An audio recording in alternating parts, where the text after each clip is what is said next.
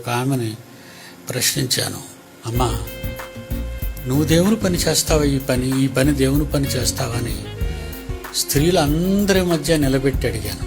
ఆమె ఒక మాట చెప్పింది, నా భర్తను అడిగి చెబుతానండి అమ్మాయి. దేవుని పని చేయటానికి భర్తను అడుగుతావా? నీకు పిల్లలు ఉన్నారమ్మా అని అడిగాను. లేరండి అమ్మాయి. మరి గర్భఫలం ఎవరిస్తారో తెలుసా అన్నాను. మీ ఆయన దేవుడా అని అడిగానమ్మా.